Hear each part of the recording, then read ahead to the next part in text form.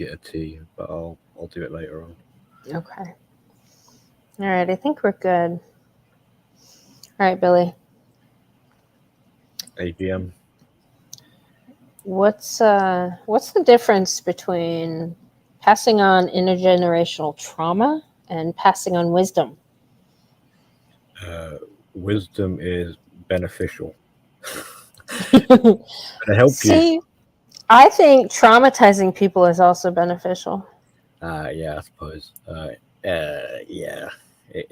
Well, um, it's unfortunate, but yeah.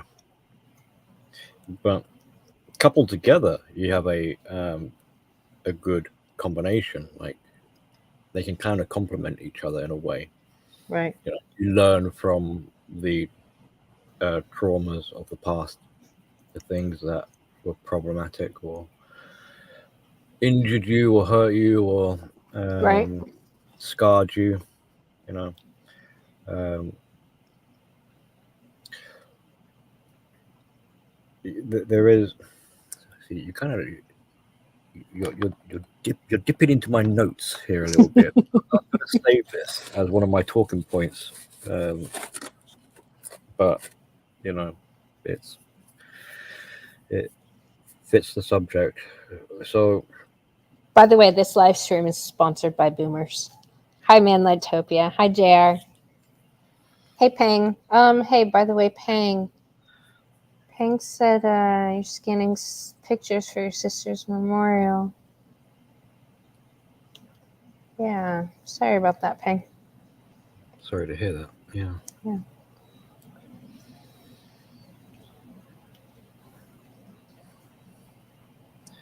By the way, JR said great stream the other day, Billy. Yes, I wonder if he's talking about the one where you were bordering making excuses for crazy bitches.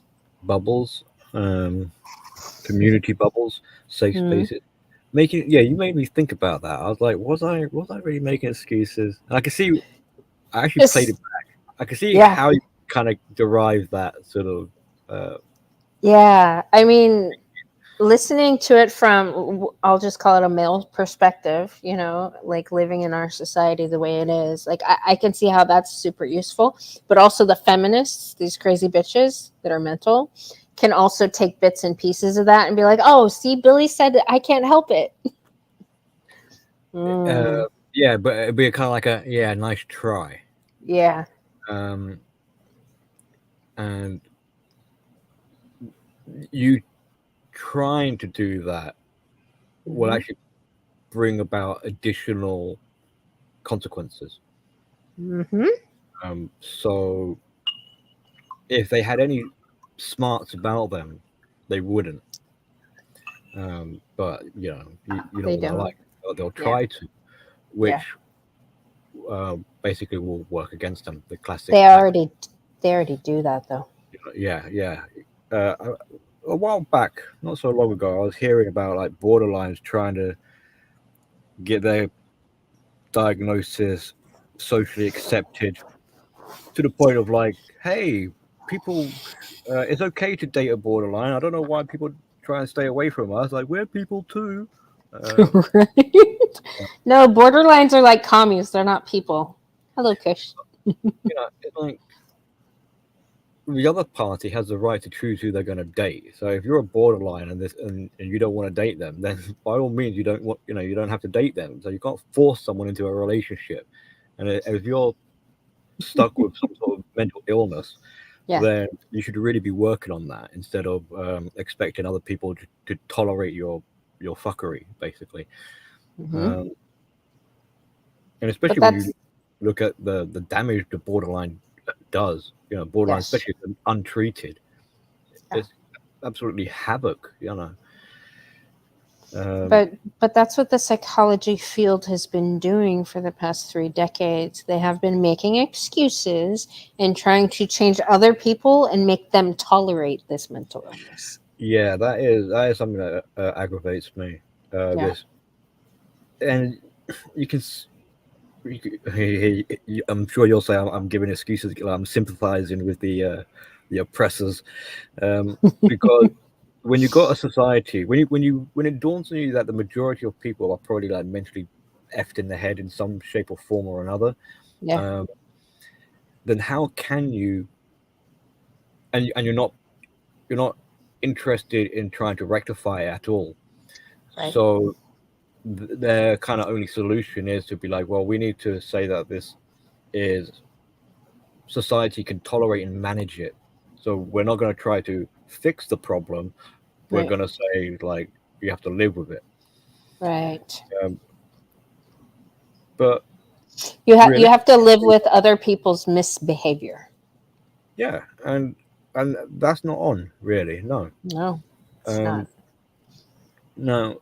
You could try and show a bit of compassion or a bit of understanding, but when like the rubber meets the road kind of thing, uh, it's it's not a good way of managing a civilization. You know, We, like we right, we have lots of evidence of that already because we've oh been yeah. trying it and it's been failing miserably. Well, then you can't have the expectation that society or humanity is going to progress like evolutionarily wise. Like no one like to have the expectation that we're gonna be smarter. Like Right. look at the evidence. We're dumbing down. Why? Because Yep. we're placating to this buffoonery. Mm-hmm. The majority of people, um, it Are would dumb. appear like this is a bit of an allegation, but are dumb and have like it's no wonder they're dumb because think about the mental challenges that they have. You know, they're And their preoccupied. yes. And their Um, emotions are running them. yeah, yeah. And they don't have So any fucking control over it. And when your right, emotions are high, your critical thinking is low. So exactly. yeah, the Yeah, majority of people are yeah, fucking yeah, stupid. yeah. Logic. Bye bye. Yeah, I Yeah. noticed a couple of people have been asking me recently about how do you get logic to penetrate or Yes, get. I asked you that. Yeah, I think Yes, you and someone because oh, somebody else is also having that thought. else. Yeah, I think it was like Red Eye Productions or something like that. How do you bypass emotions and force logic? Yeah. But Uh, this is the problem. This is the kind of funny thing because um, bear in mind, like the person you're trying to force logic onto yeah. is is delusional. Like, and I'm talking like clinically, this in the sense of delusional. Like they're not on this planet, you know. Hmm. So you're trying to get logic to make sense to someone who is illogical. Right. At that point, you're the one who is being illogical. You're trying to make someone. It's like someone with broken legs. Like, how do I get someone with broken legs to walk? It's like you Right. can't. Like, why are you trying to do that? So, you got to kind of give this up. This idea that you're going to convince them with logic or argue your point, and they're going to listen suddenly. They're going to snap out of their delusion to listen to you. It's like, nah, no. Now you're sounding more delusional. Hello, Timothy. See, I don't know though, Billy, because there has to be, and I only ask you because you're like the master of feelings. Well, Like, I don't understand how these people's feelings can be so in the. It's like they have a feeling shield. yeah, it's called their ego. Oh, So they've lived with their ego as an inner voice all this time. Here you come 1 year of their life and say you spat out all this so-called logic, you know, to mm-hmm. them logic, but obviously to you it is, you know, they're not going to listen to you. Their ego is saying like your voice is like a whisper, and their ego is saying like, don't listen to her, don't listen to anyone. You got me here. I'm on your side. I'm the only one that's been here with you all this time. Mm-hmm. I'll protect you as long as you stay loyal to me. So they're in their mind, they're in good company.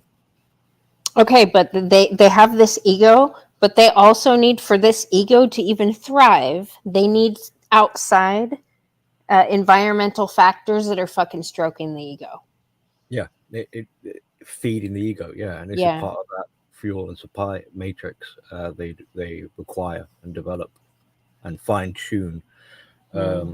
So yeah, on their own with their ego, Right. won't quite work. Right.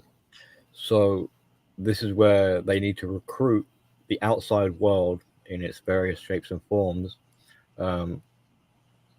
as in a form of supply, to co-sign and validate, to enrich the inner shared fantasy they're having with their own ego. Right. Yeah, because if you isolate them, like, you know, throw them in a fucking gulag or something, and they don't have anybody there to stroke the ego. Yeah, they on their own can't convince their own ego. So they need. So as much as they interact with people and maybe try and fool you, we make the mistake of thinking, why is this person trying to bullshit me? Right. And they're just really bullshitting themselves in your presence. That's what they're. Yeah, you don't exist. Yeah. But they need you as an avatar or represent as a kind of symbol, as a bouncing off platform or like a mirror. Yeah. So that they can fundamentally lie to themselves. And if you nod along in an agreement, then that works out well for them. If you don't, and you criticize, critique, or you say something on the contrary, right, then you are an infidel. You are ejected. You are excommunicated, for instance. You are ejected out of the shared fantasy bubble. You are not welcome here because you are your negativity, your bad words upset my utopia that I've created for myself inside my own head. And logic, you try and present logic, that would be a trespass. You'll be like, get your logic out of here. It's not welcome. Unless it kind of aligns and benefits the fantasy in some way. But right. on the whole, anything that kind of brings them back to, anything that reminds them of actual reality is treated as a threat.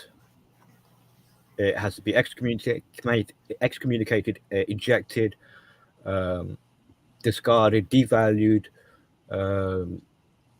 denial, doesn't exist, doesn't compute, goes in one ear, out the other, over their head, and all this other sort of stuff. I mean, that's kind of like why, as a semi-explanation as to why they got such bad humor and jokes. They don't quite understand jokes or metaphors and innuendos and abstract things. They kind of need things spelled out for them.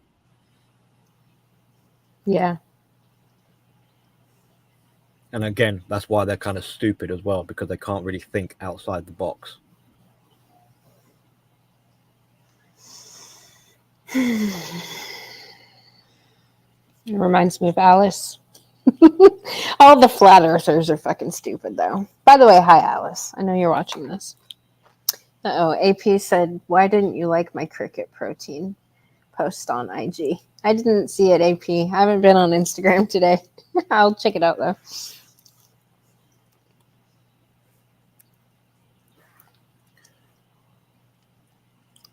But the emotion, the connection with the emotion and the ego is pretty strong. Yeah. There's a few different connections that make it quite like a spinal cord of neurons or whatever. See, and I'm looking at wires to cut and the tools to cut them. That's what I'm working on currently in my mind. Instead of calling it a spinal cord, it's more of an umbilical cord. Yes. So hey, Shinobi. It provides the nutrients as well as the neurons and electrical signals to the host and parasite. Right. Well, but that cord is always attached to people that they're feeding off of. Yeah. So I'm like, if you remove the people, you get it. Well, and that's ultimately the thing. So when you go no contact, this is why you have to completely disengage and render the narcissist. Now, here's a key word for everyone, and remind yourself of this word because it will be. This is like, I don't know, a sword and a half. This is a devastating blow to become obsolete. So when the narcissist becomes obsolete, they're fucked. Absolutely fucked. Right. Because what does obsolete means? It means you are no You longer don't. needed. You Yeah. don't yeah. Or wanted. Or wanted, yeah. Yeah. You're out of production, you're out of business, you're gone. You're a remnant of history. Right. And to be treated as something that is obsolete as well is devastating. Why so? Like, I'll give you a few examples. Now, here's a question for everyone listening. I don't want no one look this up. Answer in the chat. Does anyone know if they still produce VHS videotapes? If so, when was the last one made? I don't know. Do they still Me make it? neither. I have no idea. So if you came up to me and go, "Hey, Billy, did you know they still make videotapes? The last one was made a week ago." I'll be kind of shocked, and I'll be like, "Oh, I had no idea." Yeah, you know. Or look at things that are manufactured, like in the car industry, things are obsolete. You have no idea. It's come and gone. And that's how you should, that's your attitude you should have towards the narcissist or people of that ilk, where it's sort of like they could have died and you would be oblivious to it.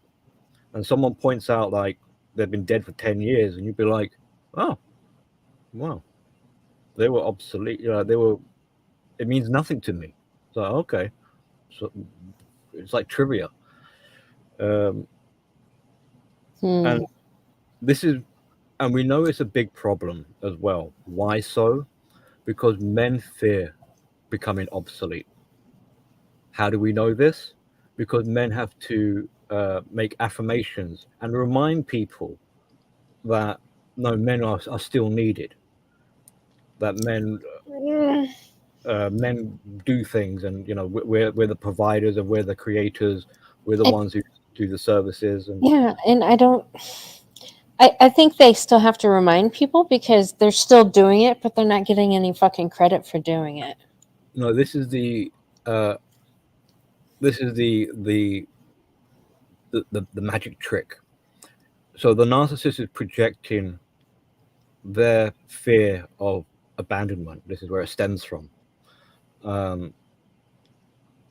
and becoming obsolete, and they make the men feel that they're becoming obsolete. Exactly. So this being shunned by society is not really man's fear, because they're making these they do the critical thinking and realize, hang on, no, I can never be obsolete. I will always be required because I'm a man. Right. So it's the projection from the narcissist, because the narcissist knows, like, they offload their fear, their greatest fear, and they make it man's. They try to, and to some extent they've been very successful. They make it man's fear. So Right. men fear becoming obsolete, even though they don't really have anything to worry about. Yeah. And you can tell they pass that trauma on to them. Yeah. So it's kind of going towards the topic of the title of the stream. But this fear is reinforced because now, so if we think about a more of a blue-pilled relationship setting, the woman is showing sign like, I want a divorce. More than likely, he's going to be like, well, puzzled, perplexed. Where did this come from? What have I done wrong? How can I make you happy? Because why? He fears, because he believes he needs her, that she has some sort of value and use, and he's let her down in some way and needs to do more. So he fears becoming and discarded. And so the narcissist knows that to discard someone is a power move. It kind of, it's a punishment and a little bit of a warning threat. It's kind of like, look, I want more out of you, otherwise I'm going to toss you into the bin like a piece of garbage. Right. To have no purpose or meaning now ties into a suicidal sort of conversation, because who am I if I've got no purpose or meaning? So you see how the man is being conditioned to derive his sense of meaning, his self-worth, from the woman. So Right. she holds the key to his esteem. Right. But here she is saying, you're a piece of shit, and I could throw you in the bin just like a tin can. Mhm. That's how insignificant you are to me. Yeah. This is a crushing, like, she crushes him just like the tin can. So he will try to stay with his abuser because he's been trained to fear being alone, even though really critical thinking, he has nothing to worry about, because he can never really be obsolete, and also because he's a Right. fucking person and he's not an object. Right. Like, in hindsight, when you realize you've been treated like a tin can or a toaster, you'd be insulted by that. Yes. But that's how these people are being treated, and are accepting, or they're going along with it, because they can't think about their own self-worth, because the self-worth is derived from the woman. And if anything, she's teaching him not to have any self-worth. She's going to dictate what he should be doing, even though she's going to be vague, keep him guessing. Right. So he's being taught to put her needs first. What must he do to please her instead of please himself? And you can see how, if the discard actually does happen, maybe she has a new boyfriend or something like that, now he has to face the idea of thinking about himself for the very first time of his life, kind of thing. He probably struggles because he's still fixated on her. Now there's a new partner, so his emotions are all over the place, and you can see how that can also lead into, like, eventually a suicidal kind of problem, because if he doesn't find outlets to regulate those emotions. Right. Well, he's not like some kind of abuse of some kind of addiction. Right. His self-care Yeah. has been outsourced onto the relationship, so he has no idea how to self-care. Right. It's like asking a baby, all right, here you go, baby, you're out in the wild, go on, hunt, build a shelter, look, protect yourself. Like, baby's not going to do it. Right. So the other sort of trick the narcissist is also playing is that their so-called devalue and discard is an illusion. It's part of this bubble appearances, the mask and all that. Because, to save a bit on an explanation, the narcissist doesn't really discard you. They just kind of put you in timeout. They come back to their they own you. They put you in the garage, or the garage, depends how you want to pronounce it, for a later date. And this is when you get things like the Hoover, or they rekindle the relationship. And she ain't gonna do much in terms of make up for lost time. She'll have that expectation on him. It's like, you're lucky I let you back into the house, or you're lucky that you're with me. You better output even more than you did before. So the guy is, if he's a schmuck, he'll go back into the relationship, and there might be fake apologies or whatever, but he's basically telling her, it's okay to treat me like this and abuse me. I'll keep coming back for more, because I'm so trauma bonded to you that I can't leave. So she's getting all sorts of other messages from his actions. Like, here's a guy who won't leave. He's going to tolerate my abuse. I can do this again to him as I please, and so on. So the real discard doesn't come from the narcissist; it comes from the victim. When the victim decides, "Fucking hell, that I've had enough," hopefully they've actually Right. got some education behind them now, and they know Well, what's going so on. the education part, going back to something we were discussing earlier today, the different kinds of content and the value each one of them holds. By the way, hello Outlaw. I did like your video from earlier. Hello Shinobi. Hey Johnny Midnight. I would appreciate if y'all can keep your little jabby jabs, to yourselves here. Shinobi had a question. Yeah, I mean, do you want me to answer, or you were going to mention about the content that is being Oh, up? the different contents.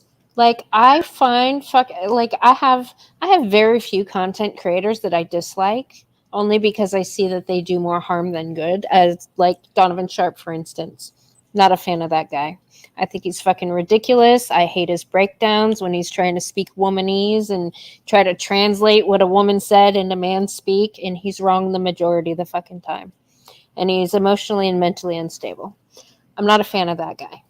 But there's many, many, many other content creators that I am a big fan of. And I think a lot of the different content is useful for a lot of different fucking things. Like, Yeah. I love Hammerhand's breakdowns when he's pointing out crazy bitches and stuff at universities and professors and, tons of different stuff that's relevant to what I'm doing. Mm-hmm. And I can find content like that with the majority of the content creators. Now, the flame content I think has its use for sure. Yes, I agree.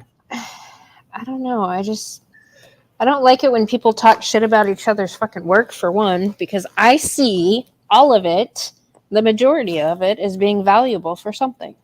Yeah, it's not so much um, the producers of the content that really it's not really a worry. Um, it comes down to the student. Like, Right. what does the student want to learn? If this is what they gravitate towards, then you got to kind of wonder, Why? question Yeah. why are they going to, like, all right, this is going to be a bad analogy, but let's say it was kind of like, well, I don't even know, I want to throw it out there because of the sort of connotations of it, but fuck it, I might as well. Like, let's say this is like pushing drugs, right? So it's kind of like, Right. so what kind of drug are they going, like, why, or what addiction, what is it they're getting from whatever user, dealer? Scratch that, that's terrible. I shouldn't really say that. I apologize. We're not peddling dope here, or any of you are. But what I'm trying to say is that people have their styles, they have their speciality, they have their expertise in certain areas. They have And their lane. they have their lane, exactly. Yeah. Yeah. Yeah. So it comes down to the student and their needs. So really, it's a reflection on the student. What is it the student is after? If they're constantly going to like a financial channel, then this student clearly wants his money is disarray or whatever. He needs some help with finances. If he's hanging out at a growing gardening channel, then you can kind of it doesn't take rocket science to see what's going on. Yeah. If you're hanging out on my channel, then there's something wrong with you. If you're hanging out Right. on a stoic MGTOW that's kicking indoors and roasting thoughts, then that's what you're, in a way, you got your fuel you're feeding from. This is the kind of like the nurture your diet. Yeah. So when it comes to a diet, what is the doctor's advice? Is to have a balanced diet. Yes. And you've got Balanced diet. so what you're describing is more of a balanced diet. You go to multiple channels. You take Yeah. information from multiple places. Mm-hmm. Well, okay, so what I described, I'm going to every channel just looking for the meat. Yeah, Because the meat of the university stuff and psychology stuff and crazy bitch stuff. So, like, yeah. I don't want any of the fucking vegetables. I don't need, the other stuff that maybe the men need for sure. Well, that Like is something like else. being able to see other men living their MGTOW lifestyle, the whole modeling thing I think's fucking important. I think, Yeah, yeah. And I agree, but you kind of skirt around a point which I think should be noted amongst the different channels, or mhm. the least communities that follow these channels, where they try to blur the lines of distinction. So one Yeah. channel starts like, why is your channel different than my? Like, we should have the same format, and Mm, and the problem with that is because then they're no different. right. Uh, And people so learn differently. right. So having the Yeah. variety is beneficial, Yeah. and like as bullets might say, like to police dick No, people, no, no. tell The channels the diversity. the diversity. Yes. Well, there we go. This is the thing. Like Yeah. we can see these mentally ill people take take ideas and they bastardize them. Yes, they So do. so in a way, now this might be a controversial sort of point. Maybe Mhm. I'm digressing, but like the idea of equality, or the idea of inclusivity, or the idea of diversity. Hell, Mhm. do I dare say the idea of socialism, Oh God. in of itself, isn't actually a bad thing. The problem comes from the corrupt people who are taking it in places. They're doing it for generally like for their own self gain, and at Yeah. the expense of other people. And as such, this is why when it comes to politics, it doesn't really matter which side you're voting. They both are selfish, corrupt Yeah. uh, opportunists. Yeah. Um, so it's, you could say the same with feminine. Like the idea of feminism, at least previously, in of itself, uh, Mm-mm. Mm-mm. Mm-mm. Don't do it, just, Billy. just oh, okay, all right, I'll leave that one You there. you you're trying to give first wave a pass, aren't you? I'm saying that um, it's good to have both sides of the argument and to see things from the pros and cons of both sides, so that the person who makes a decision can make a informed decision for themselves. Okay. Well, these crazy bitches that started the feminist crap were man hating and wanted positions of leadership that they had no fucking business being in to begin with. So I don't think it ever started as a good idea. Because women, I don't think, are biologically capable of doing better than most men in said positions. I mean, I see it all the time. The women fucking in management and leadership all Um, suck. well, it's so the points that they put forward to wider society, the future faking, the false Mm-hmm. promises, Mm-hmm. the selling points. Mm-hmm. Uh,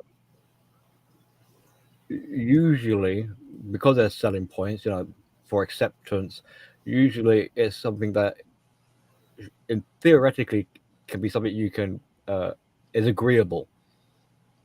Otherwise, it'd be rejected, and no one would want to listen. Right. So, like the idea of socialism, that everyone should be nice and share. Well, what's wrong with sharing? It's like, well, it becomes a problem Mm, when there's that expectation, like when it people are becomes entitled.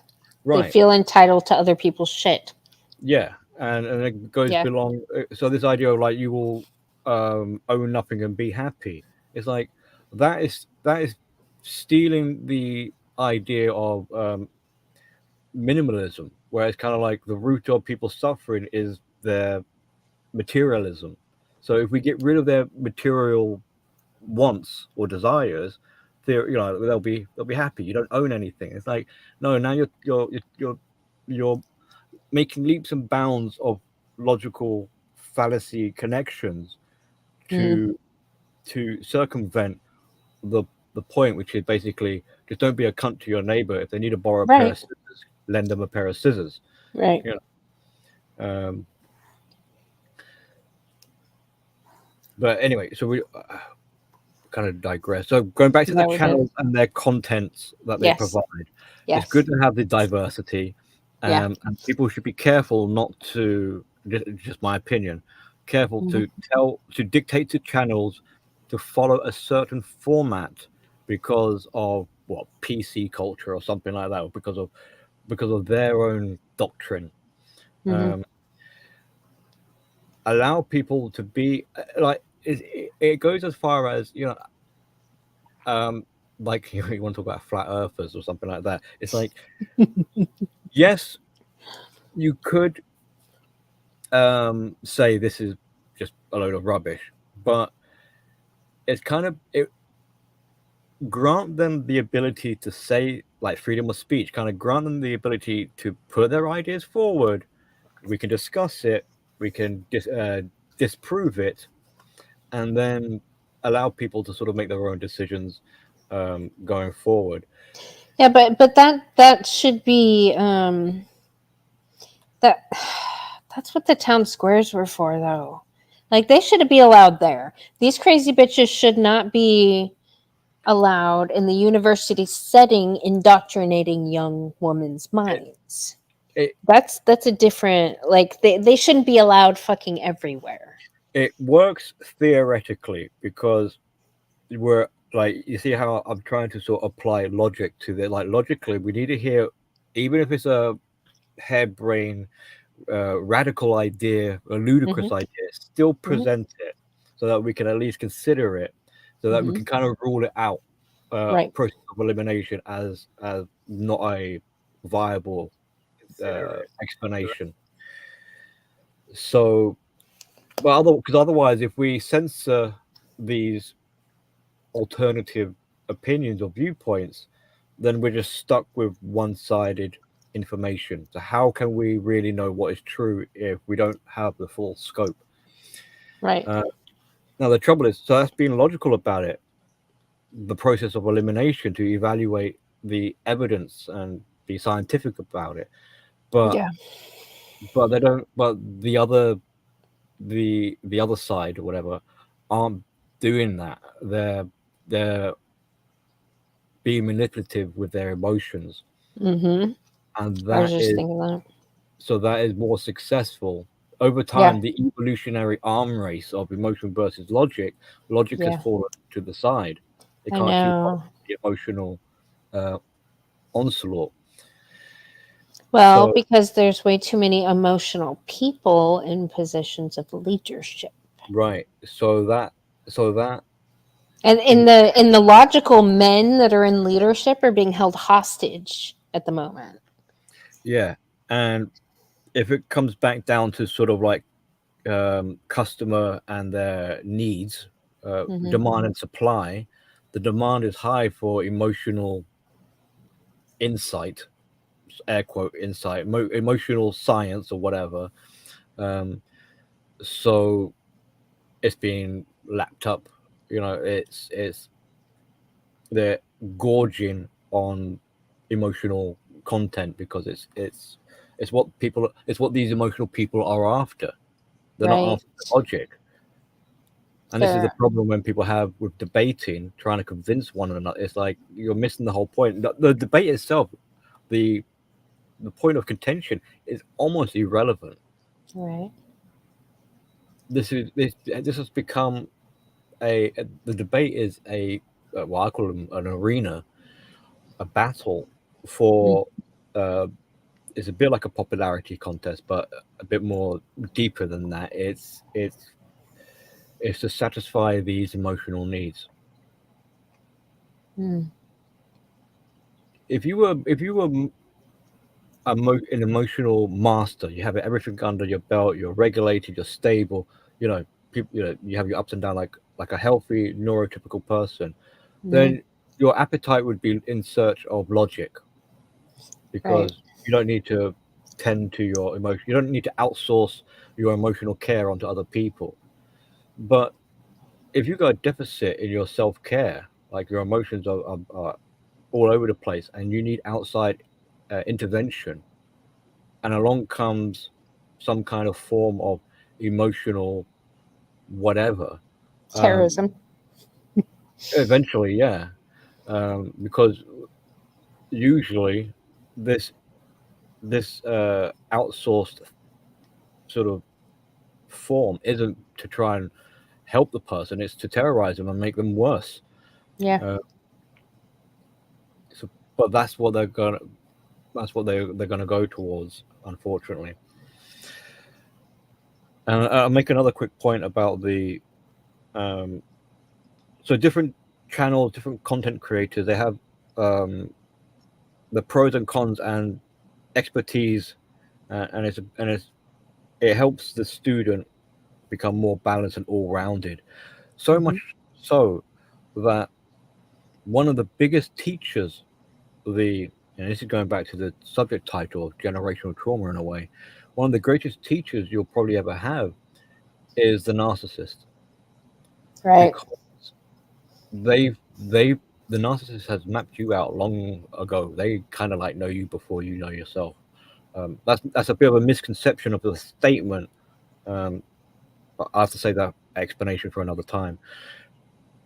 Um, but the narcissist fundamentally highlights to the target, to the victim, the areas that were vulnerable and wounded, because that's what the narcissist honed in on. They smell the blood in the water. They know Right. where the wound originates from. You as a victim didn't even know you were bleeding, but the narcissist sure did. Right. So and this is why in part these roasting videos of women, these dissections of, or not just women, of narcissists as well, or any Mhm. kind of dissection really, um, they are of benefit initially, at least for beginners and people who are inexperienced.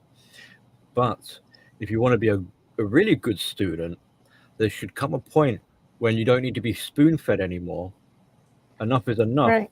You know Right. what you need to know, um, and you need to take what you've learned, integrate it, apply it, and do something with it. Move on. Become a scholar or whatever. Go off into life, go off into the world, and have that underneath your belt. If you're Right. carrying, Like I see a lot of the breakdowns as very important. Not only for, I guess, to validate a person's lived experience, yep, and then as kind of a map to be like, okay, I've seen that before.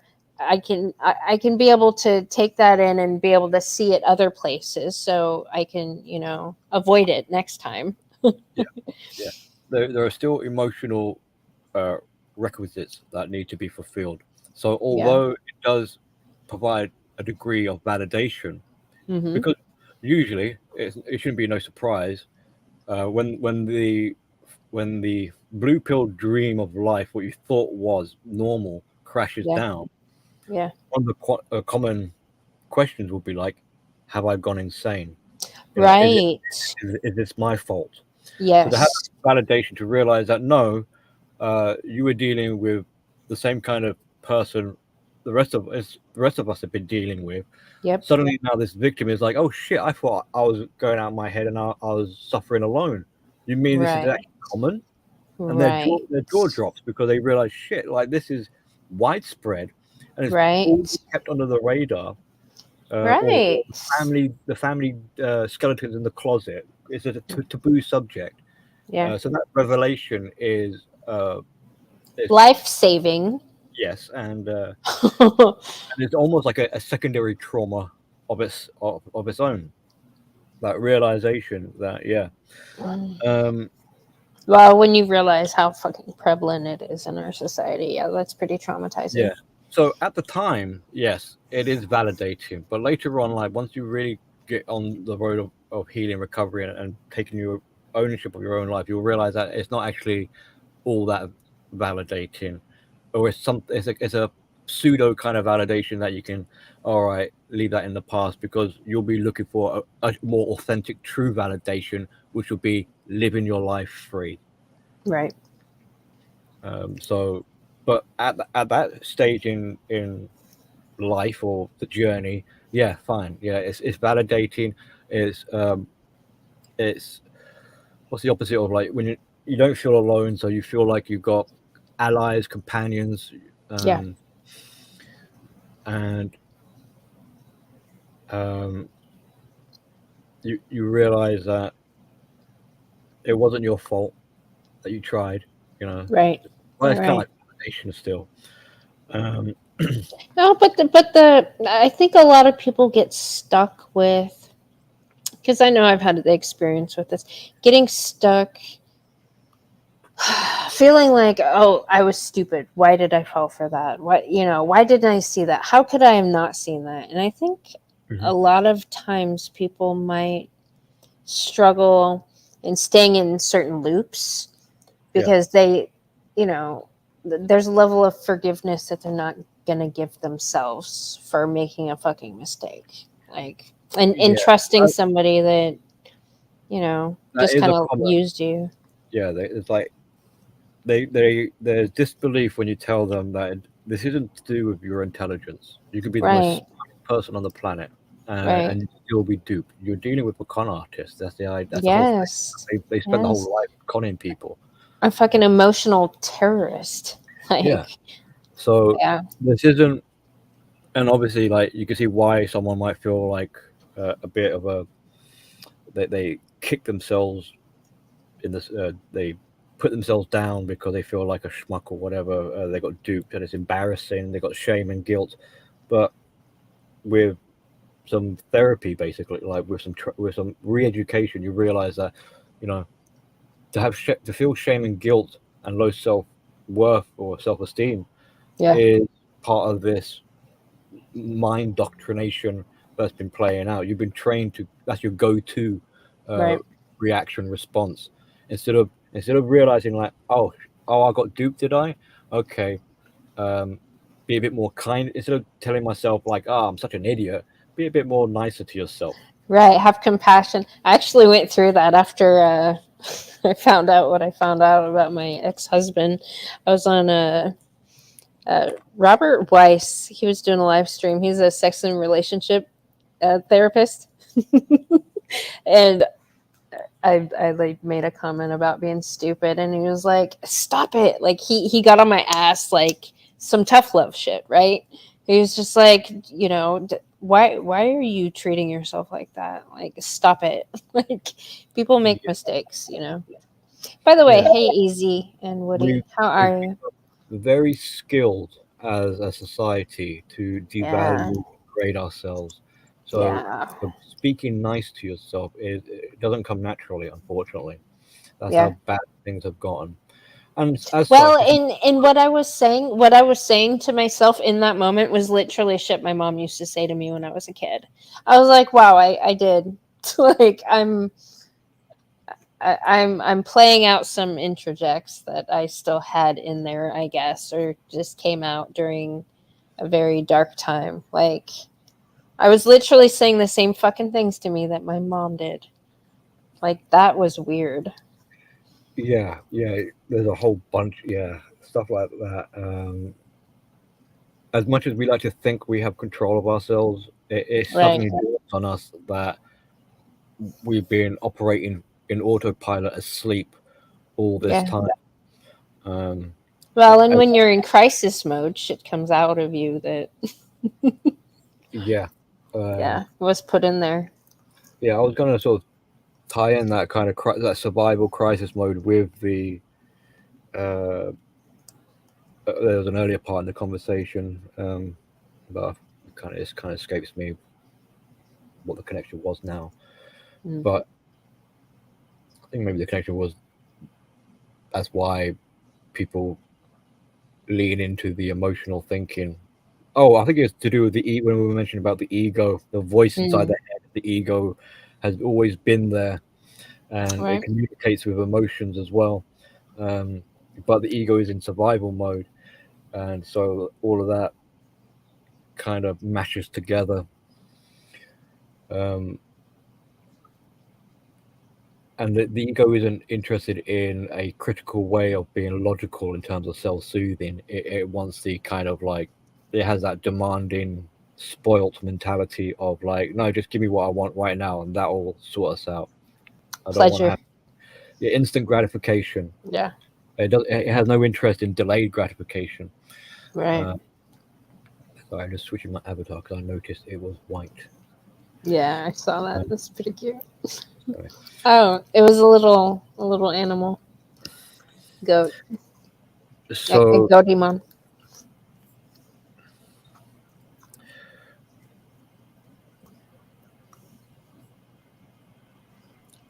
just thinking like, we're covering a lot of ground here. Yeah. Um, Content. Usefulness of content.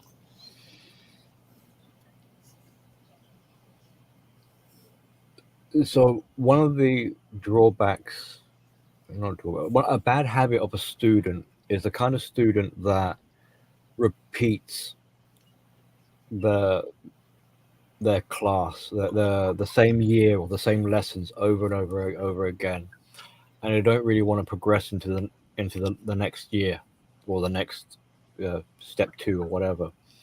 There is a hesitancy, a fear, a trepidation. You know, they're because they kind of know that things are going to get harder, and they're already comfortable. They're already familiar with lesson one, the beginner class. So it got the opportunity to just repeat the beginner class. There's a likelihood they'll do that, and this is basically a circle, a bubble again. Right. And if they feel like they're in control, they're already familiar, so this lowers the anxiety, and for all intents and purposes, it satisfies them. So this isn't Yeah. about this isn't about learning. Oh, this isn't about self improvement in terms of building up a cerebral, like logical understanding of the world and its mechanics and how it functions. This is self improvement in terms of like, I'm surviving day to day life. I'm coping. Right. I was going to say, is it satisfying though? Because if it was, would they have to continue doing it?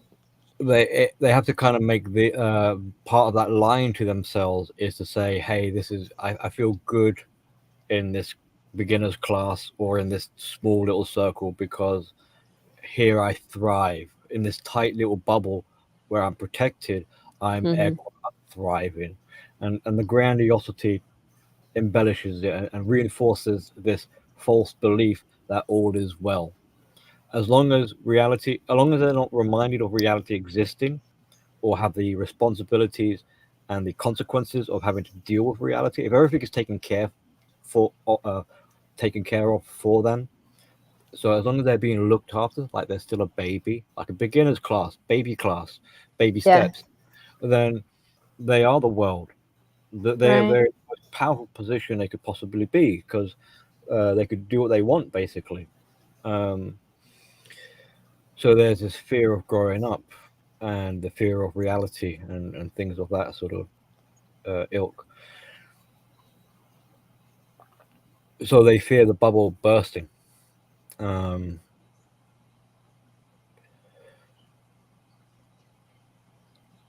and more Yes. and What more, do you? more and more we see that people are naturally geared. Like you can't have a prosperous life if you don't have your survival, your secured and under wraps or whatever, like maintained. Like you can't do anything if you're in jeopardy. Um, so this Right. all ultimately becomes a reflection of just how severe and how precariously positioned these people are, where they can't even begin to think about doing what's needed in life. They might talk about it, like they Right. might have a semi awareness of like, oh yes, I should get a job. Oh, I should build up savings. Oh, I should have a family. Oh, I should write a book one day. but they don't really have any. They're too preoccupied. That's another sort of key word. Preoccupied with just staying alive, with just coping with day to day, with just coping with trying to keep this bubble perfect. And Right. that's why it's so challenging, because it's not just like I just need a force field. No, it needs to be a perfect sphere. And to achieve perfection, well, we know it's impossible. They kind of even toy around with the word like, "Oh, we know perfection is impossible." It's like, yeah. So why are you such a perfectionist then? Right. Like, um, so they've got this cognitive dissonance. That's another reason why they reject logic, because if they were to start considering logic, they would end up in a situation of cognitive dissonance. So they make the decision, well, which way am I going to go then? Now, facing life in reality is the hard part, but if I can escape into my delusion and emotions, that's easy. Well, I'm going to do that then.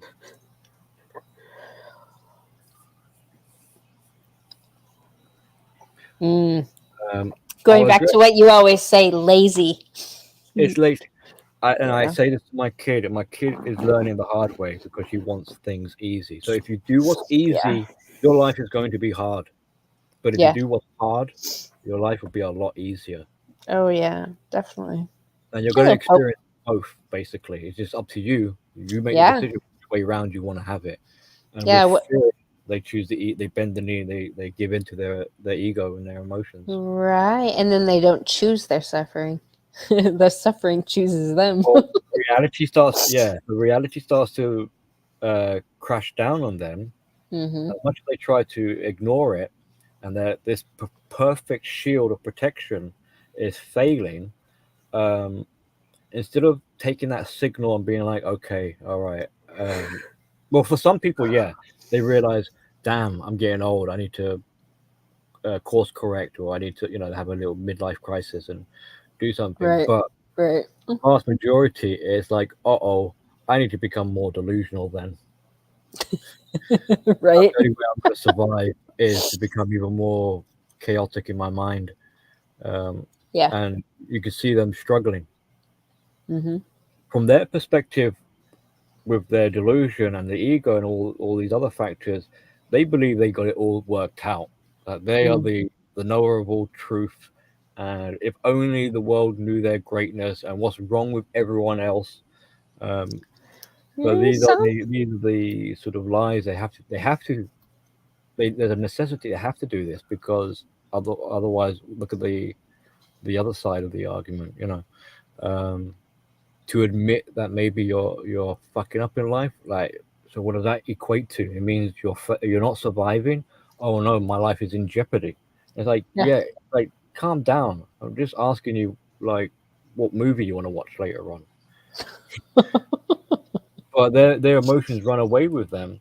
That Right. this question you're asking them, movie, what do you mean movie, what are you insinuating, like the paranoia and all this sort of, like, because they aren't able to trust and things like that. It's like, you're setting me up. I know you're trying to make me watch something I don't want to watch. um Right. Fucking paranoia. this way you get, when you say no to a woman, like, it's like she jumps to, you're killing me. Like, Shit. Jesus Christ. Yeah. Right. And the false accusations, unfortunately, depending, Right. they can truly, in their deluded mind, actually believe it's true. Especially if Uh, they're a borderline, because I don't know, the Billy. borderline is constantly testing. The borderline already assumes you're going to leave and abandon them. They've got their abandonment fear big time, Yeah. so Yeah. they already know that you're going to leave and abandon them, and they're just trying. They're constantly shit testing you to see whether or not, like, when are you going to abandon me? I know it's, But I can't right. trust you. But they self fulfill their own fucking prophecy. And Like, that is a big descriptor, the self-fulfilling prophecy. Yes, yeah. they instigate, they sabotage their own relationship. They're so Mhm. convinced you're going to abandon them that they think, right, fuck you, I'm going to abandon you before you get the chance to Right. abandon me. And Or it's they like, make it happen. they make it They, happen, yeah. so that now, it aligns in their minds. Like, see, I was right. I knew it was Yeah. going to happen, and it Right. happened. I'm a Right. pro- I had a premonition, sort of thing. So Yeah. they kind of double down in their delusion, believing that it's correct, that it's Right. calibrated correctly, that their senses are so hyper tuned and accurate that Mm. uh, they know what's what, Right. even though all you did was go for a piss. They were sure that that was the signal. Here comes the abandonment. Right, quick, let's call the Right. police. Let's get out of here. It's like, Jesus, I just went for a piss. By the way, hello, Red Pill Pope and Tony. How are you, Tony? Good to Can I? see you. Uh, so, not to leave, should I be hanging too long with this Yeah, question? yeah. Do you want to answer his question? And I'm gonna go grab some more tea, okay? And go Pop it back potty. on the screen if you don't mind, or I'll quickly try and find it. Uh, Um. it's something about like a last man on Earth. Yeah, they would die. What would they do? Yeah. Um. I'm trying Uh, to find it.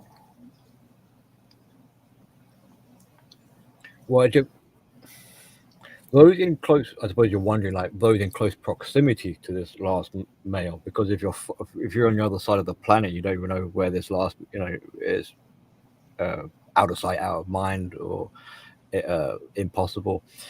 Um,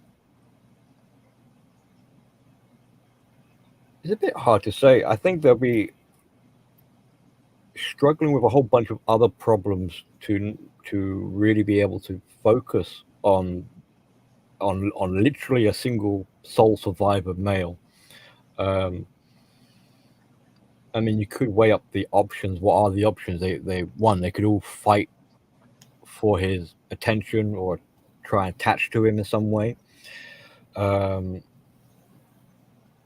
they could try to kill him so that No, he's the last remnant of masculinity. I think he was asked. Shinobi, correct me if I'm wrong. I think he was asking if a narcissist was the last person on Earth, what would happen? And they didn't have any validation. If the narcissist is the last person, so Yeah. the last narcissist, uh, we should put them in a museum for preservation. No, no, no. There's nobody else. Like Uh, they don't have anybody to garner supply but from. this is what I was saying about that word, obsolete. So the narcissist is a dependent.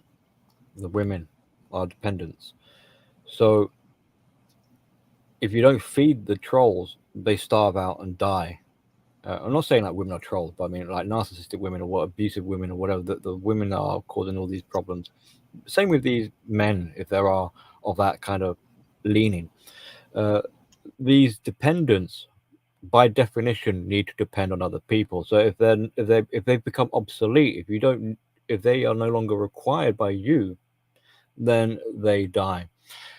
This means, therefore, unfortunately, where we are responsible as a society is that as enablers, we keep them alive. The reason why we got narcissists today is because we allowed them to be there. We fed them in some shape or form, like some in whatever kind of way. Now we could use a little bit of naivety as a plausible deniability excuse to let ourselves feel better with our um, mistake or negligence. But when push comes to shove, that is why we have this problem, is because we've allowed it and we've fed into it. Um, maybe not us directly, but other people or society as a whole. But this is why they've managed to flourish. So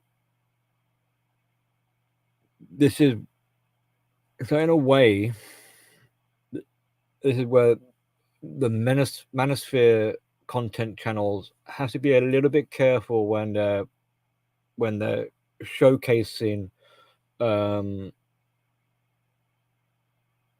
material of people that they are trying to maybe condemn or disapprove or whatever, because as a byproduct, you're giving them a platform, you're keeping them alive in a way. um so if you really want, this is why, if you really want this to end and you really want to go your own way and all this sort of stuff, then you need to get to a point of regarding it as obsolete. It's no longer required. You got what you needed. Integrate it, and take the lessons from it, um, apply it to yourselves, and as what you need to do, and go on and leave them behind. If you carry on taking them with you, then forever they'll be in your presence, mentally, psychologically, maybe not physically. Now, obviously, for like the argument to juxtapose position it is, what about the newcomers? Well, the same kind of thing applies with the newcomers. Like, yes, it's good to have this information for them, but it's not. It shouldn't be used in a regurgitated beginner class. How long are we going to be in beginner class? Like, we talk about the younger generation, but how many of you are the younger generation? But see what I mean? It's like, why is it this regurgitation going on? It gets to a point where it no longer becomes beneficial and it becomes a detriment. It becomes your crux, because really you can start asking bigger questions. It's like, why is there a apprehension of wanting to go to the next stage? Is it because you like it here in beginner class? It's easier. Is this us choosing what is easy because we fear doing what's hard? Even though we might talk about it, the proof is in the pudding. The actions say otherwise. Don't necessarily listen and believe what you hear, but look at what you can see with the actions, and the actions aren't really like, people like to talk the talk, but how many people are actually walking the walk? Because if you really were doing the introspection and doing these addressing these deep inner wounds and all this, then the majority of these channels would be in silence. You wouldn't be making content because you'd be too busy in therapy. You'll be too busy, like, atomized with, like, oh my god, like I've hit rock bottom. So like, you'll be on the edge of psychosis, because you'll be like, who the hell am I at this point? I don't even know what I'm doing on making content. You'll be so busy in recovery and rehab that you wouldn't be making content, is my point. But that's not really answering Shinobi's question. Right. What would the narcissist do if they were the last person on Earth? They would die. They'll be They would die. They'll be the desperate, frantic scramble. I mean, they don't even have to be the lone, because the narcissist is alone. They would kill themselves. They are the only person in this world, this psychotic world of theirs. So they are already, in a way, alone. Only I know the truth, and only I know my struggles. No one else can understand or appreciate my struggles. I'm the biggest victim in the world, sort of thing. So they already are alone. Right. Well, and they really feel alone, because going back to what you said about how we create these people in our society, we allow them to fucking exist. We actually reward their existence. Yeah. So, and you know what? There's so many people, and I've seen it happen. All these superficial fucking pleasantries that the petting zoo always like rubs each other out with. Like, these people know that shit's fucking fake. Like, they know damn well that these people really don't mean it. Like, they are to say that they are an empty void is an understatement. I mean, they are the ultimate black hole of the universe. Yeah. So there's nothing to them. This makes it even more kind of weird for the rest of us, because it's trying to wrap your head like, so who the hell have I been dealing with? You've been dealing fundamentally with your own imagination. You are the one that manifests the narcissist and bring them from the realm of fantasy into reality. Right. Yeah, When you stop solitary doing, confinement. they say. A gulag. So yeah, um, Yeah. death, physical death, would be a mercy killing from their point of view. So in a way, they in this delusion, not only do they try to escape reality, they are trying to escape who they are. This is why they have a false identity, a false sense of self. They don't want to be alone with the true identity. Hmm. They have utter disgust and resentment, even though they've got this grandiosity. This is the compensatory, um, that they are promoting the false. The grandeur is to Yes. promote the false self, and at the cost of destroying, annihilating the true self. Yeah. So, um, so the only kind of option the narcissist has when they burned all the bridges and they've collapsed, the society is rejecting them, they're struggling in life and all the rest of it because reality is crashing down on them, is to escape further into delusion, or to commit suicide, or like things of that sort of direction. They're not going to course correct or get a cure or address their issues or suddenly turn a new leaf. They've kind of gone beyond that. They're past the point of no return. So it's doubling down. They're maladaptive. Nothing they do is self-destructive. Right. It's This is the end. Even down like their dying breath, there will still be a narcissist, um, and probably still playing the victim card simultaneously whilst being grandiose. They'll be just heavily immersed in their emotions that Yeah. they won't even know if they are alive or dead. Life is already a living death for them. Yeah. Well, but if they were locked up with a mirror or a person, see, that's if everybody in society just agreed to tell people the fucking truth and quit lying to these fucking idiots. That's why I appreciate the flame content, because if everybody spent like a month just doing the flame content, the shit would be sorted out. If Well, nobody gave them a time of day, if every time one of these crazy bitches turned something on and it was somebody heavily fucking criticizing them and all of their supply got cut off, they would change. okay. So you're bringing up an interesting point here, where Mm-hmm. there is, for some people, having this flame content, or to have a critique or criticize or to be exposed, Mm-hmm. uh, they are receptive to it. They'll be like, "Oh shit, I didn't realize I was acting like that. I apologize, and I'm going to Right. make changes." So for some people, this is actually quite a healthy thing. Um, it's the to be presented with your mortality, to realize Mm-hmm. that you ain't the top shit that you like to think you are. Right. You're a bumbling human like the rest of us. You get taken down a few pegs. You get humbled. So that can Right. be a positive, like like a healthy kind of shame.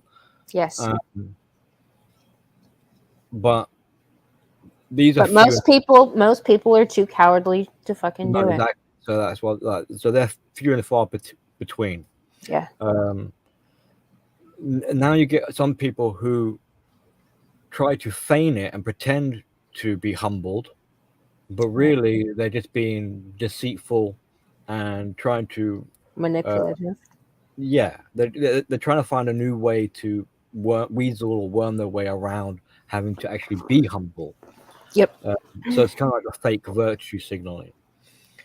Um, but on the whole, the majority of what you're going to find, and unfortunately, this is what people are doing when they're doing the flame content, is you are giving a message to these narcissists or these people.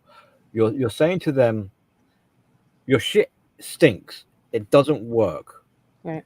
Find a different way. Right. So they become more covert with their manipulate, more sly, more discreet. They might suddenly say they're red pill, for instance. They Mm-hmm. become the wolf in sheep's clothing, and they Right. just that you you signal to them that the mask they're wearing is failing.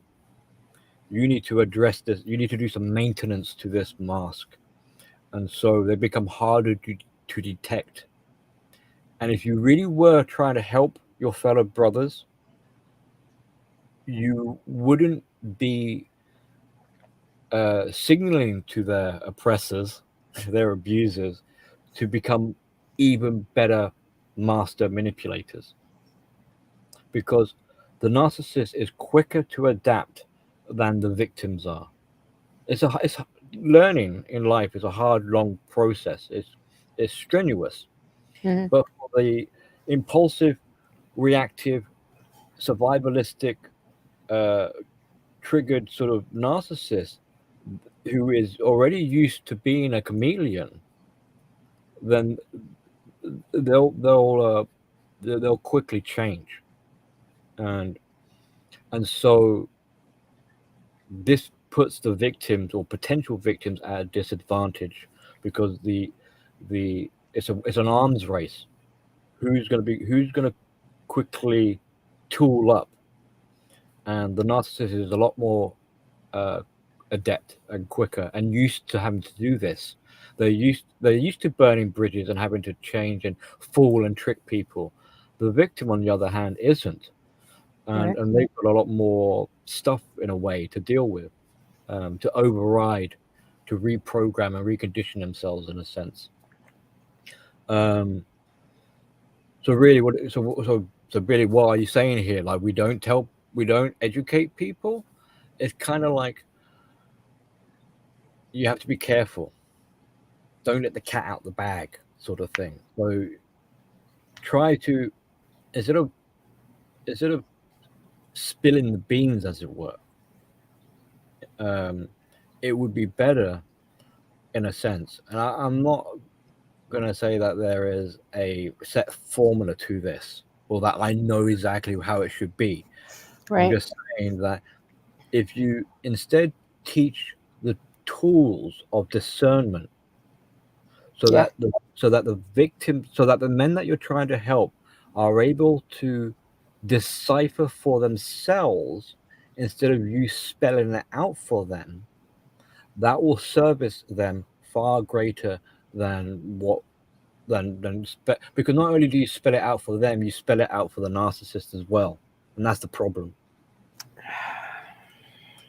It's harder work and it takes more time and effort, but But this is people, unless you're direct and straight to the fucking point, and even if you are, people will still take what you say differently than you intended it. Like this is if you play like, you know, beating around the bush and hope that they get what you're trying to lay down, like somebody with any kind of well, an imagination can think of like 14 different situations where like, yeah, and unfortunately. they'll So that's why. probably miss the fucking point Well, anyway.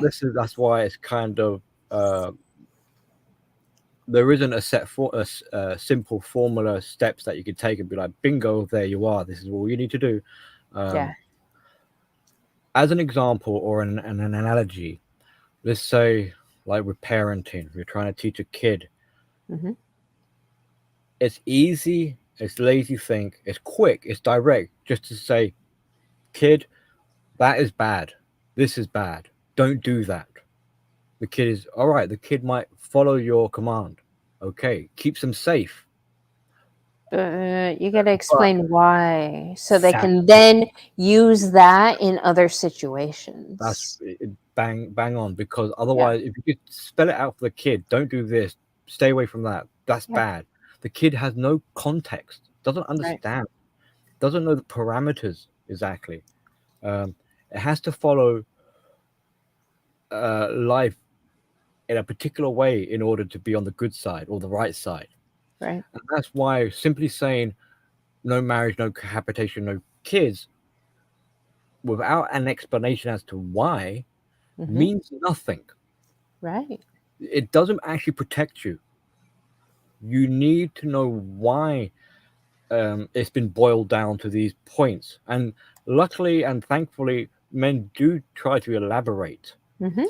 But relying And they on give examples of why. examples, yeah, and they go into it. But Mhm. if you were trying to educate a newcomer or a youngster and just Mm. gave them these tenets and say, "Here you go, that's all you need to know," then that's not helping them. Right. So this is why um, it's going to take effort. It's going to take um, a a harder approach, and it's going to take time and commitment and energy and Right. resources. Right. You can't And really cut corners patience. and patience, exactly, Yeah.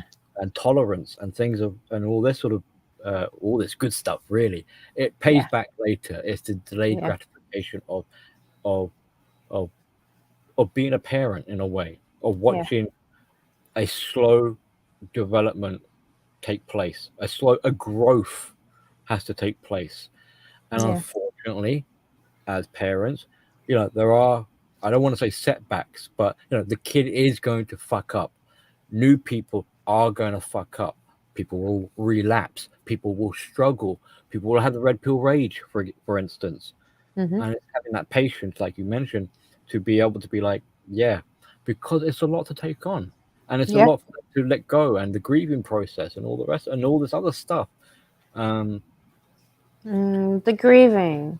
See, and I feel like a lot of people are stuck in that. but also, I'll just quickly before we go into the grieving, Yeah. and also bear in mind, while all this is taking place, the narcissist isn't going to sit back and be like, oh, okay, I'll leave you guys to it. Right. I'll stay out of your way. No, the narcissist is going to be trying to whisper and interject and be like, fuck these elders. Don't worry. Come with me instead. I will, I will grant you safe haven or something. They'll make the false promise, or they'll try to recruit and I am your queen and I will love you like no one has loved you before, and Right. I am like all the other bitches. I am your I will I will validate you. What is it you want? I will grant it to you. I will be nice. Right. So the narcissist will love, so basically love bomb, you know. Mm. And so the student has a bit of a dilemma. It's it's do they listen to people who are um, trying to look out for them, Mm. but at the same time is giving them the painful truth, Hmm. and things like, you're going to have to grow up now, you're going to have to be responsible, you're going to have to do the hard graft, or does the student go off into the sunset with a narcissist who has promised all this easy street, Right. you know? And unfortunately for the guy, for the mentor guy or the elder guy, they're gonna have to allow that kid to make those mistakes or those decisions for themselves. And if it means that the kid gets burnt, unfortunately, the parent has to kind of let it go. Yep. Otherwise, the kid isn't allowed to grow as a individual. We talk about individualism. You're not allowing the kid to have that individualism if you're making the decisions on their behalf and Right. dictate how you're basically making a mini version of yourself. Right. But also you can't protect them from being traumatized because that's also part of the I mean That's they're going to need something to grow from. That's right. So what's better, instead of saying stay away from that, don't do this, don't, you give you explain, you give a reason, you give them the why, but you also Hmm. give them the tools Yeah. and say, here you go. Here's a sword. I'm not going to hold the sword and do your fighting on you're going to have to learn how to do that yourself. Hmm. Yeah, and maybe the kid might end up dropping the sword on their own feet and stabbing themselves, but it's like, Hmm. well, now you know to hold it They'll more only do it so many times. right. Yeah, they might have lost a finger or something, but it's like, well, okay, you still got 9 more, okay. Right. Try not to Right. lose any more, don't lose any more digits, or we'll stitch it back on, never mind, boo-hoo, okay, here's a plaster, but don't do that again.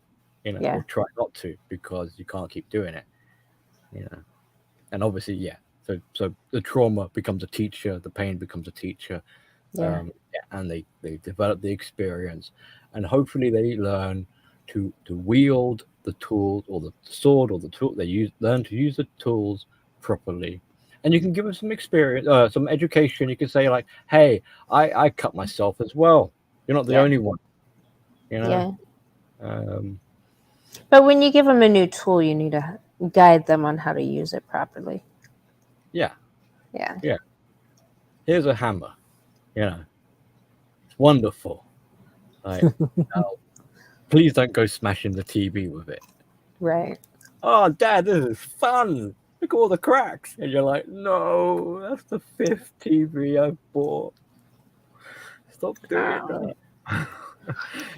See, if you're already at TV number 5, you've already fucked up 4 Yeah. times. At that point, the kid is teaching you something. You're right. Right. And then this is the funny, then this is when we can kind of joke about it and laugh about it afterwards, you know. Yeah. You know, but Yes, Shinobi, I agree. That's the reason why I'm very, we'll call it liberal with my wrenches, because I want people to share links. Like, I think that's important. By the way, hello Nella Wolf. Good to see you. Yeah, because a lot of times the stuff the guys watch doesn't get. I mean, it's shadow banned or whatever. yeah, Like and your streams never come up in my thing. I have well, to like find you. although my numbers are few, my subscribers and whatever is few, uh, Mhm. Shinobi does prove a point because I have had people come over thanks to Shinobi. So that Yep. I appreciate that from our chaplain, brother One, as I like to Yeah. say, Yeah. and it is not forgotten. I will never forget it, and it hasn't gone unnoticed, um, and it has made a difference. So we must, or I must at least, extend the gratitude. I'm sure I've done it already before, but yeah, I could, I'm forever in your debt. So um, um, you can't really go above and beyond. It's just showing the appreciation, the gratitude, and the reminder, so that uh, to give him the validation and Yes. the appreciation, to know that um, his efforts aren't wasted, Yeah. or for him to become ever to have that sort of self doubt of like, well, why the bloody hell do I even bother anymore? It's like because it matters, and it Right. does matter. Yeah. That's what I was getting from Outlaw's responsibility video from earlier. He has that. He has that driving passion to serve That, too. that kind of wanting to help others. Yeah. The only Yeah. Yeah. thing that we need uh, to be mindful of is that we do it in a parental, nurturing, caring, compassionate, and with the intention of growth and honesty, Yes. so that we don't fool ourselves and think that what we think is helping people isn't, like your stream title is suggesting. We are not, when we say, when careful gentlemen, so when we say paying it forward, Mm-hmm. it is with the intent of growth, and not Mm-hmm. paying it forward in the sense of, here you go, here is my trauma, now it's your trauma. Have fun with Right. That's what the feminists do. See, I've been thinking about like all this content and how it's like within the manosphere and how it's just kind of there's really no organization to it, right? There's no map people can go from. Like, say you're a newbie and you're fresh out of a relationship, like there's no map given that's like, okay, Billy's channel might be a good first step. Or if feeling a little angry and want some validation, maybe go over to this channel that's doing this breakdown or whatever. The feminists already fucking have that shit organized in their little indoctrination camps online. Like they use Zoom rooms, and when they take in new young girls, they put them in a room and traumatize the fuck out of them and tell them horror stories. And then they push them to another room where they pretty much, you know, soothe them and tell them it's going to be okay. And, oh, your sisters are here for you. And then they move them to this other room. And it's fucking disgusting the way they have it. I don't know if you guys have it. We kind of have it over this sort of, it's not really a term, but over here in the UK, we work them. It's like working the horse, you know, like condition. Like you got to break them. So send them over to so and so. They can break them in this way. Then send them over to this other person, and they can work them and break them some more. Until in the end, they are a little pliable bit of dough that we can do whatever we want with it. Their spirit and soul has been crushed at that point. Right. They are ours at the mercy, you know. Right. Now, you've come up with this. See, guys, have a little bit of appreciation for Good Mother here, because she's said this before. It's the checks and balances component. Yeah. It's the, hey, Billy, was I being a bit of a dick? Was I being a douche? Did I go a bit too far? You know. And if you do have friends and they are good friends, they all turn around and not give you that white lie and say, no, you were fine. You know, they'll say, yeah, you were being a bit of an asshole that day. It's like, yeah, I thought so. Yeah. You know? And your friends will hold you to a bit of account. Just like how GM here was saying, hey, Billy, in your last stream, will you give this a bit of an excuse? Were you wait, you weren't white knighting for these crazy bitches, were you, Billy? So there you are, right? And that is why there are no leaders in MGTOW, and there shouldn't be. And I agree. Right. But we should be able to hold each other accountable and not get our feces hurt and be like, okay, or maybe they might be hurt a little bit. Yeah, you did bruise my ego. I didn't like what I heard, but you were right. And I appreciate you did that, because in that process, there is refinement, there is calibration, there is the checks and balances, there is keeping it in order. Yeah. Because if you don't, that, like you were saying, that is the golden opportunity. The narcissist is an opportunist. Yeah. And they are waiting for things like that to happen, where there is negligence and complacency, where people just are blasé or occupied with drama for them to be able to sneak in and infiltrate. And for you to then cast your gaze towards the narcissist, and bingo, they are manifested into existence of reality. Because previously they were in the shadows and did not exist. Until it's like I'm sure there is a Greek story where it's kind of like the opposite of Medusa or whatever, where you cast your gaze towards them. It's that this is what children need, so that they know they exist and matter. And this is what I was saying in my stream with my kid, where it's like I see you. Right. I see the essence of you. I see the soul within you. You do exist. You do matter. This is what the narcissist is trying to parasite off. They're trying to feed that kind of. They're trying to steal that kind of thing from people, so that instead of you looking at your fellow brother or sister or your children and seeing them and giving them the validation and love, you direct it towards a narcissist instead, a soulless, emptyless person who doesn't deserve it, and they have stolen that from more deserving people, from your Mhm. children, from your loved ones, from your friends, from your family, from your brothers, from your sisters.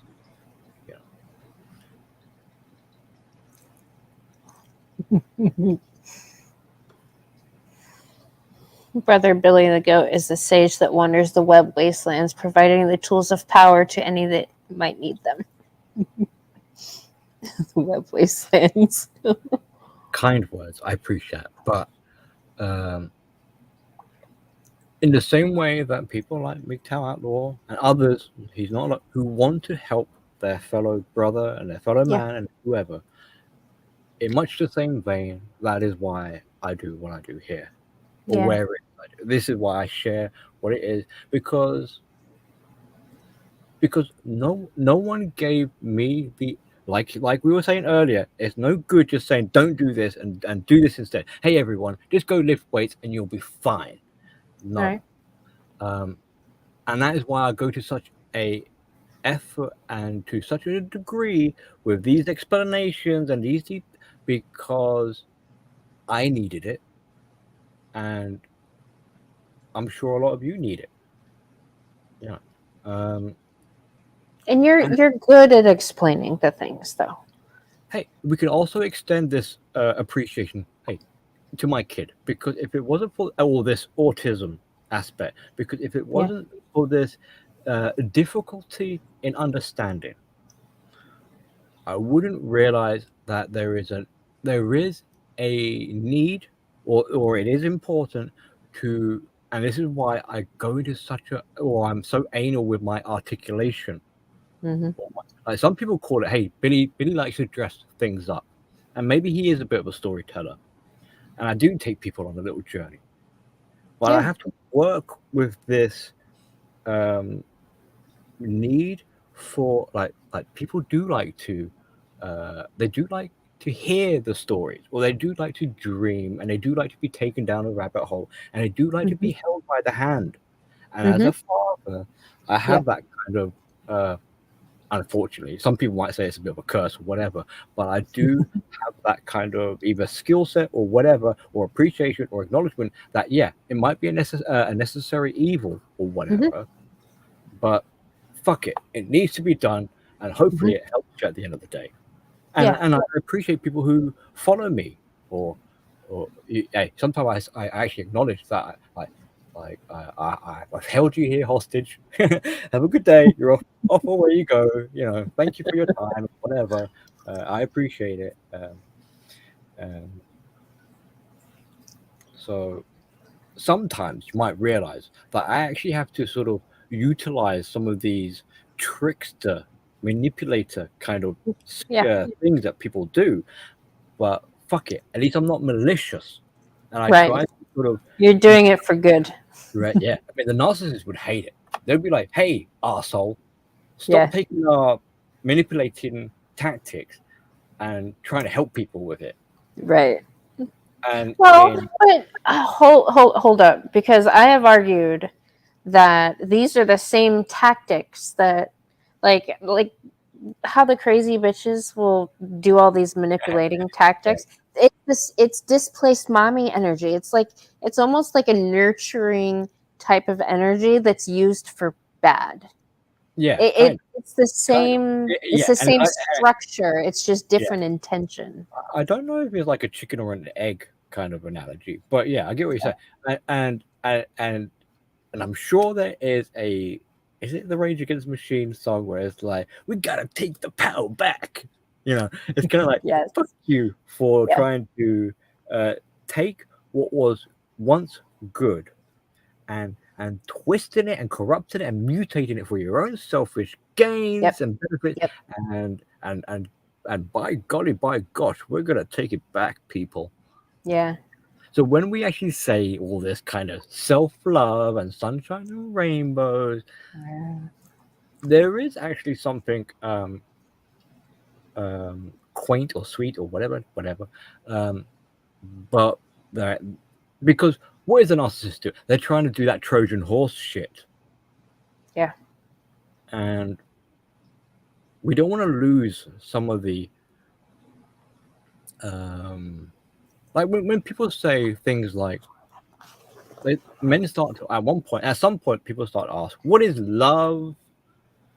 And they kind of get this idea that bullshit. There is no such thing as love. That's not true. And exactly, and maybe they're right. Nah. But should we really, even if it is a blue pill romance or whatever, should we really throw it in the bin? Because I tell you what, the narcissist would like you to do that. So when you discard things or sentiments, even if it is a bit vomit inducing, like love songs, for instance, and some people are like, "Fuck that, fuck love songs. I will never listen to a love song again." Like, Right. really? And I hear what they're saying, and maybe they're right, but would you really want to throw that away? Or would you prefer to have a kind of better understanding and a time of place when it's necessary or whatever?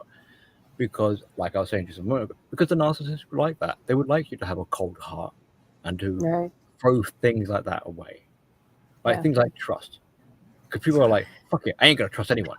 And it's like, really? Right. But when I hear them say that, I'm like, is it everyone, or is it you don't trust yourself with other people? Bingo, you got it again. Like, That's why they don't want to trust people, because they can't Yeah. because they can't trust or believe they'll be able to have the skill set to be able to trust, or willingness to be able to have the vulnerability.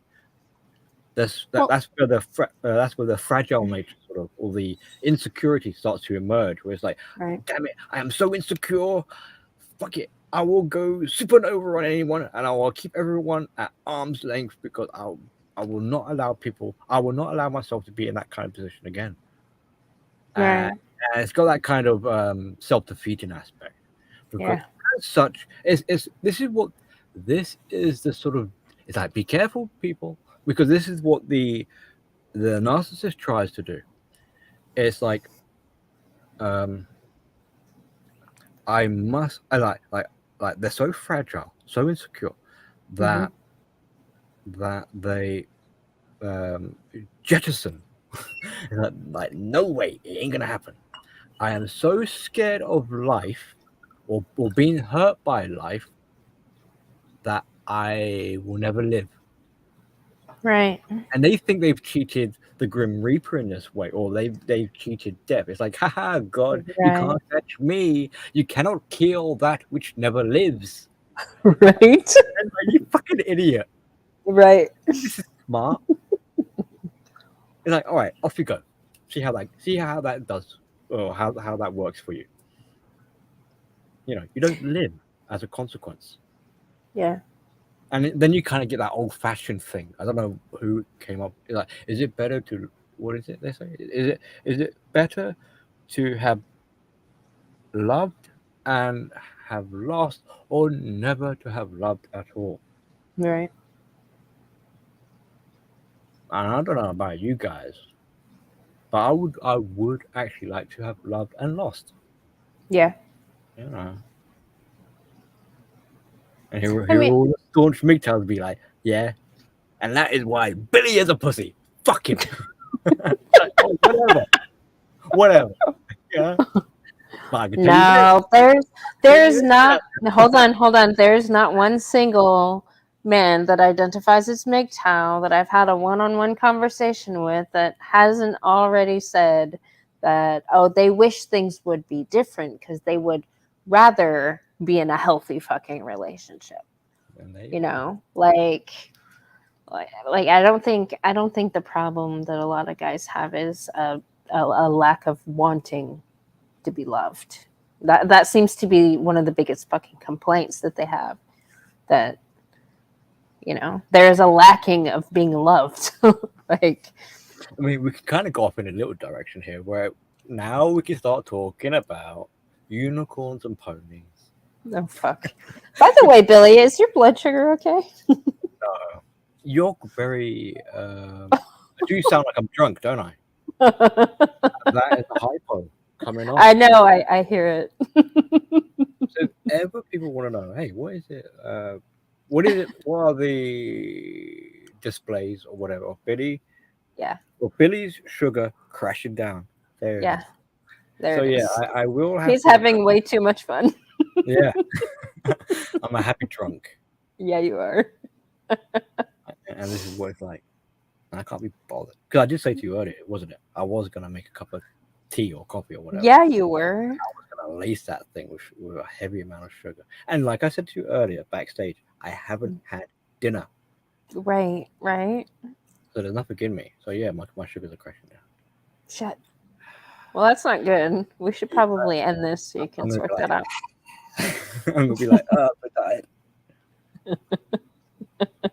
It's that kind of hysteria. It's that hysteria, but Yeah. in a fun, jovial kind of way. Hey, Yeah. Actually, hey, go out there. Hey, you hear this? Oh, you have a snack? Yeah, I do have a Some snack. cake. You know what kind of snack? It's not going to help me with my hypo, but it is. Oh. It is toffee popcorn. But it's I'll throw it aside. But it ain't gonna. I'm gonna go. Everyone. Fuck it. I have to go. You have no. You have to. You have to. Anyway. Yeah. Anyway. We're gonna end this. You can carry Thank you, Billy. No, I'm not gonna carry you. No, hey, if anything, I have to thank you because otherwise, no.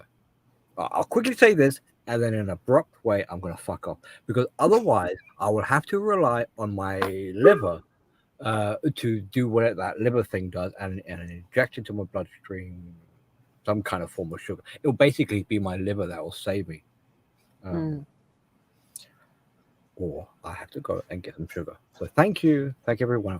I mean, I don't mean that in that kind of like thank you. Like in a snarky kind of. I mean, I do actually mean thank you because I'm not gonna fuck off. But I have to. Thank you. I'm gonna end this. Thank you, everybody, for coming. Hi, Smith. Thanks, everybody, for participating. I'm ending this because Billy has to go. I'm kicking him out. Thank you, mother.